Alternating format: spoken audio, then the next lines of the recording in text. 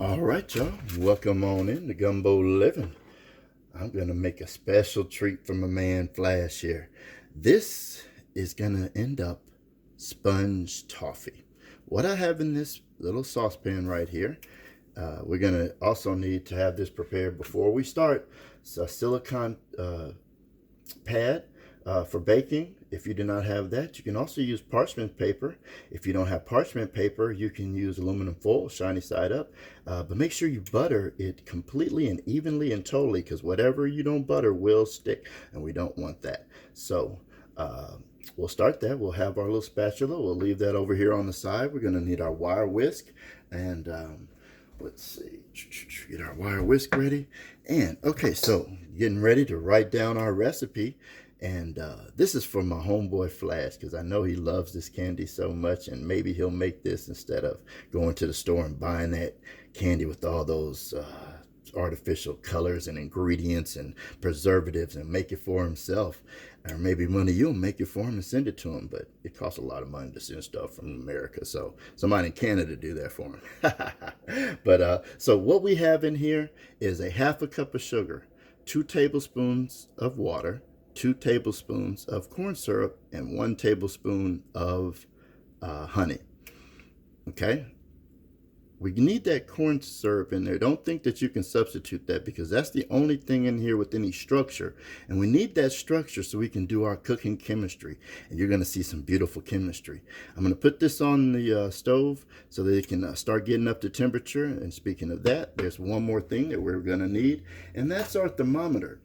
You need a thermometer so you can know that you're up to temperature. I know what it looks like when it's going to get up to temperature, but if this is the first time you're doing it, you might want to use a thermometer like this one, or I really suggest you get a thermometer like this one. It's about 10 bucks on Amazon. It's a laser thermometer, and this is used for checking AC ducts, but it has a little laser in there, and you can check the temperature and see what it's getting to. Let's see if I can let you see that. So like right there, we're getting up to 214. It's better than this one because, you know, it's analog and it's easier to see. So I'll be using that one. But just to show you, it doesn't matter which kind you use as long as we get up to temperature here. So we're getting up to 235. You don't have to do a lot of stirring with this. Just make sure it's incorporated a little bit. It's more important that we get up to temperature. We have to get to 300 degrees. That's the chemistry part of this process. So we're going to get up to 300 degrees. We're about at 250 right now, and when we get up to that temperature, we're going to have 1.5 tablespoons of baking soda in this, and that's what's going to make those beautiful little sponge properties. Going to have all those little bubbles in there, including these bubbles from the sugar, and that way we're going to make the honeycomb or sponge shape that makes this toffee so delicious. That honey's going to provide the flavor. And let me turn this up just a little bit. We're not quite getting to 300. We're almost there. We're at about 260. We're getting close to 300. We'll turn our fire up a little bit. Make sure we get all the way to 300, because we have to be at the hard candy stage. Because if we're not, all the chemistry goes away.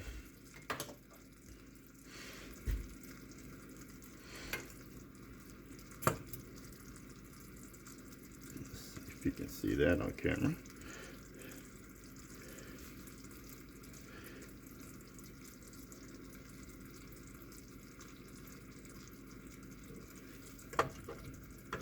All right, I'm also going to do another thing while we're making this, because this is going to take a while after we do our little cooking chemistry. It's going to take a while to cool off. And another one of my friends online that I just met saw a tweet that I had talked about segregated proms that we used to have in Monroe and West Monroe, Louisiana. You know, the Twin Cities, not those other Twin Cities, the Twin Cities of Monroe and West Monroe, Louisiana. And he was curious about that, and I wanted to answer all his questions, but I didn't feel like typing it all out. And so I said, I don't know, while this is cooling, I'll just answer his questions, and then he can watch this, learn how to make some candy, and learn a cool story. So here's what I remember. 1984, the summer of 1984, we moved from Los Angeles to Monroe, Louisiana to start a restaurant bar for my father. He's a performer, blues musician, and he wanted to do that so he could work for himself, and we thought that was a great idea, so we worked real hard and we got that going. And so I went to Jefferson Junior High School, and because I was from LA and had a funny accent, it wasn't that popular, but by the next year, I guess all the girls had turned around and thought that little funny accent I had was cute because I had a real popular girlfriend. That made me popular. So I ran for class president in my 8th grade year. This was 85, 86. Okay, so we're almost up to temperature here. So I'm going to pause the story right there. So we're turn off our fire. We're going to dump in our 1.5 tablespoons of baking soda, and we're going to mix this just enough to give it a little bit of a stir. You see that?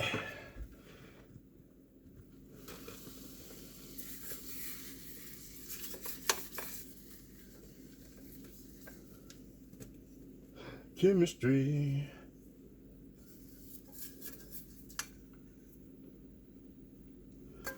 Okay, let's put some water on this immediately. That way it won't be hell to clean up.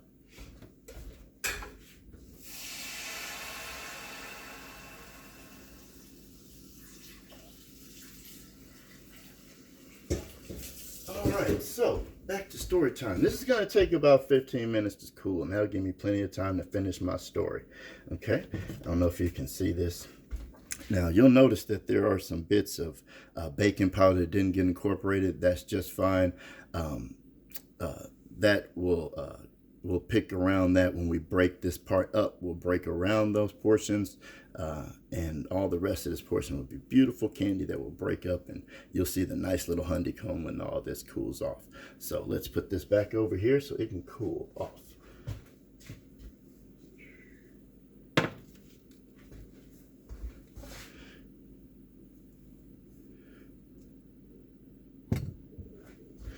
Actually, let's see.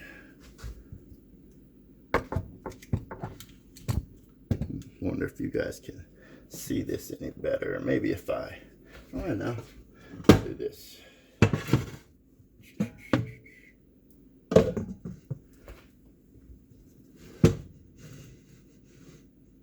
Okay. Now, here's what we're gonna do.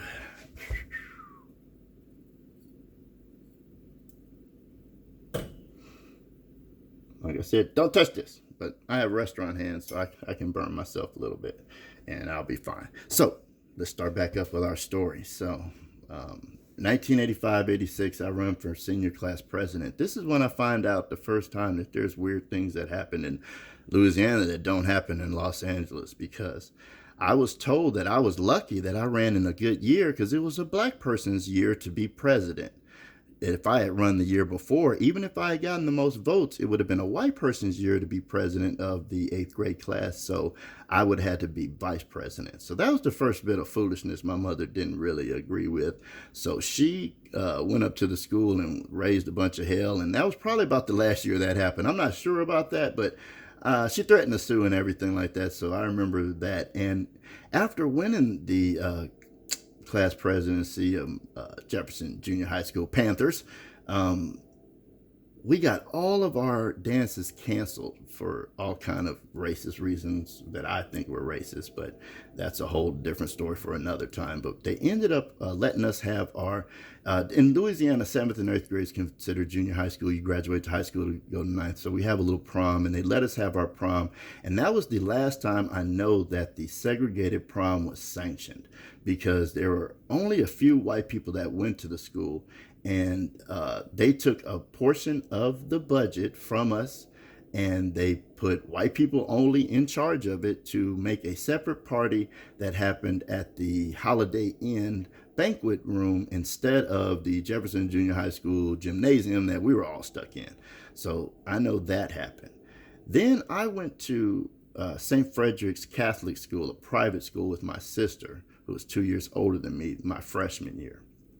And I know that they had a segregated prom, but it was not on the books. They would have a separate prom that they would just do at a separate location, usually because we only had a couple of hotels in town, somewhere like the Holiday Inn Atrium or somewhere like that.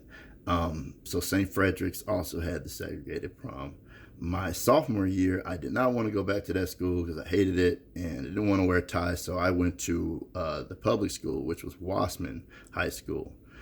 Wassman was a mostly black school that had about 10 or 20% white people, and that's the other time that I know that we had a segregated prom, but it was not on the books. I was on the prom committee, and there was no, hey, let's take some of the money and some of the ticket money or something like that and do a separate prom. But no white kids attended. They knew that they couldn't attend. There was no such thing as an interracial couple. And I found out later that the white kids had a separate party at Chauvin Racket Club, which was like the country club in town. So that was my 10th grade year. My junior year, I went away to a school called the Louisiana School for Math, Science, and the Arts.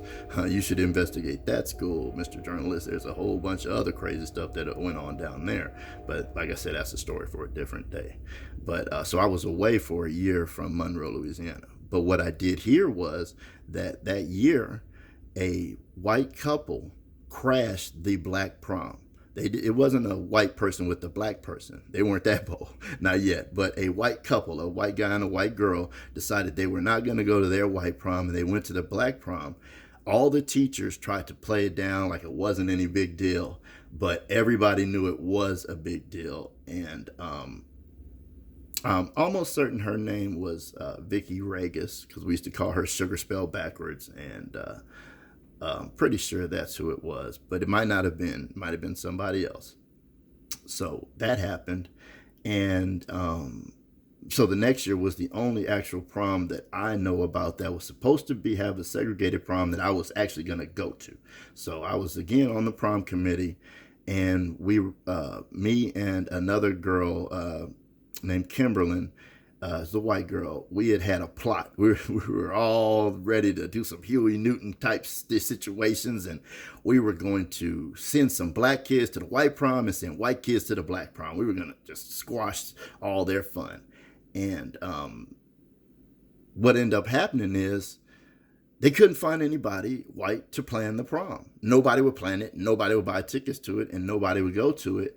And all our little plot went for nothing. So it just fizzles it out. There just wasn't any more prom. It just stopped. And like I said, it was never anything sanctioned on the books that I can remember outside of Jefferson Junior High School had their 8th grade prom was definitely segregated on the books by the principal, by giving, 2 separate committees money, and also having the thing where, it's a 1 year for black people to be the president, 1 year for white people to be the president. That's on the books. You can look that up in the yearbooks, I'm sure.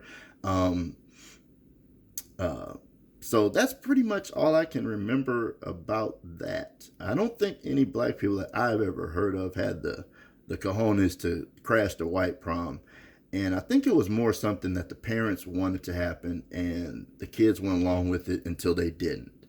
And so I graduated in 1990 from Wassman High School in Monroe, Louisiana. And that's my story. And this should be getting close. Oh, it's so close. But it's not quite ready for us to, I can kind of show you. It's not quite ready for us to break up. You see, it's still malleable. So I'm going to pause the tape. We're going to let that cool. I'm going to come back. We're going to crumble this up, and I'm going to show you what kind of great candy you got.